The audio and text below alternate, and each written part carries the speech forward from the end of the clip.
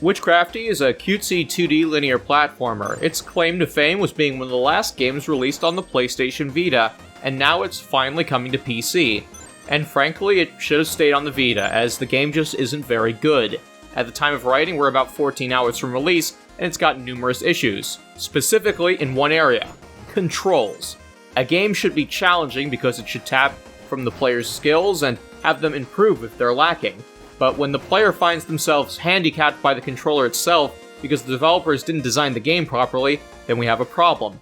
Witchcrafty has some of the worst controls I've experienced in a released 2D platformer since the remake of Alex Kidd. But even Alex Kidd got a little better as you got used to the controls, and even then, with all its frustrations, the levels were quite short. Witchcrafty is immensely more frustrating because it's a Metroidvania light, meaning there's a lot more backtracking, and when you die, you lose every item you collected. Enemies also respawn when you re-enter a room, because you have to backtrack, and what's worse is that you can die in 1 or 2 hits. The remake for Alex Kidd had levels that were about a minute long, so you could at least power through it quickly. You did lose currency in that game when you died a lot, but let me tell you, nothing is quite as frustrating to clear most of the level, get all the items, only to die and lose all of them and have to restart the whole thing over again because your character didn't feel like jumping when you told her to. Or that hazard that was in the background, well, that actually wasn't in the background. That was a real hazard that killed you because it wasn't drawn properly. Or because you found out the hard way your character couldn't swim. The designs for the hazards in terms of mechanics and visual aid need work. Now, I might not be okay with them in their current state, but I at least acknowledge that some people like that kind of challenge, something very punishing and difficult. What I cannot forgive in this game, though, are the controls. As I've mentioned before, they're terrible. Firstly, they aren't even rebindable. You can't even pull up the menu screen to look at them or even browse the other options. You have to quit out of your current game and go to the main menu. Meaning if you're in the middle of the run, you lose all of your items and have to reload the checkpoint just to adjust the sound settings. But anyway, you go to the controls menu and find that this 2D platform based on a high degree of challenge and twitch-based reflexes does not let you change the default controls. And the defaults are bad. This game lets you dash and roll, but it's the Y button instead of giving the player the option to use the bumper or trigger. Having as many action buttons as possible being clustered around your thumb is not a great idea. And if you can, you should always relegate additional action buttons such as dash or dodge to something like the triggers. Having your index fingers work on abilities like dash or dodge, and then having your thumb work on attack and jump is a lot better for pulling off maneuvers. The Vita didn't have triggers. It had capacitive back buttons that weren't very good, so it was kind of acceptable on that platform to not use triggers because, well, you didn't have them there. It's not acceptable here.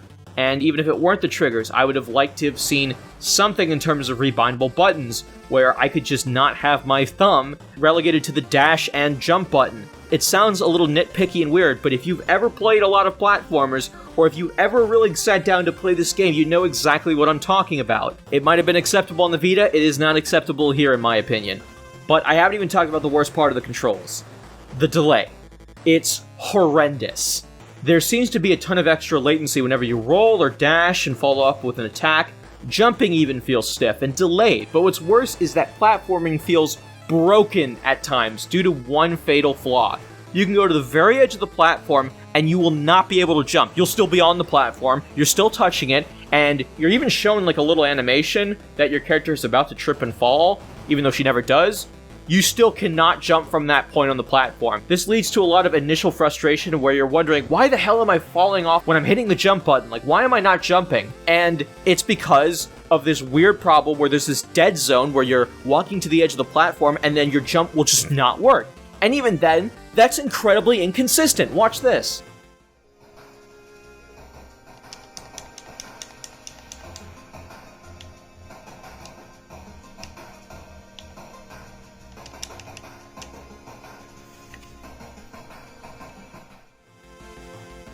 I've also had my character freeze up during dodge rolls. Like, I'll dodge an enemy, jerk the D-pad to quickly get around the enemy, and it's like I added too many inputs for the game in a short amount of time to handle, because right when I finish the dodge maneuver, the character will actually lock up and not let me do anything unless I let go of the D-pad and input another movement. I've nearly gotten killed because of this, and it's happened 3 times in 45 minutes. I've admittedly played the game for less than an hour, but I was so immensely frustrated that I had to put the controller down. It was one thing to have frustrating enemy placement and level design where you lose everything when you die, but to get killed so easily, and that mostly being a product of the horrendous controls, made me almost lose it. I had to stop playing, guys. You know, I thought, what was the point, you know? Why do I have to play this game for 3 hours for a first impressions video when I pretty much got the gist of it? You die, you lose everything, okay? You have all these issues with the level design. The controls are going to be the same no matter what. They're going to be the same in the next level. They're not going to change the controls. They might add new abilities, but they're not going to change how the controls fundamentally work, which are broken unless they patch it. All of these frustrations are just going to carry over to the rest of the game. So what's the point? I could get a little better at it, like I did with Alex Kidd, but Alex Kidd never got me this pissed off playing it. Losing all of my progress, not because of the levels challenge, but because the controls were so busted, it is just not worth the time or sanity to me. The controls are just so bad. Even if the game were easy to play, it ultimately would not be fun for me, because I just find the controls to be so unresponsive, so horrendous, that they've sucked the joy out of the game. It's just generally unsatisfying to play in its current state. I'm going to keep an eye on the patch notes to see if anything improves, and I'll give you guys updates in the video description and the top pinned comment for any changes, but we'll see where it goes. I don't plan on covering this game again necessarily. It'll be entirely dependent on how good the patches are that come out for this, because I just do not see myself subjecting myself to this game any longer. It was that frustrating. It's a shame because I like Metroidvanias, I like the game's art style. I think the combat could actually be kind of fun to have like a, you know, simple basic attack with a fun little magic ability thrown in there, some challenging platforming. I really like the music in this game too. The aesthetic, again, is pretty cool. Anyway guys, thank you very much for watching. I'll see you next time. I'm out.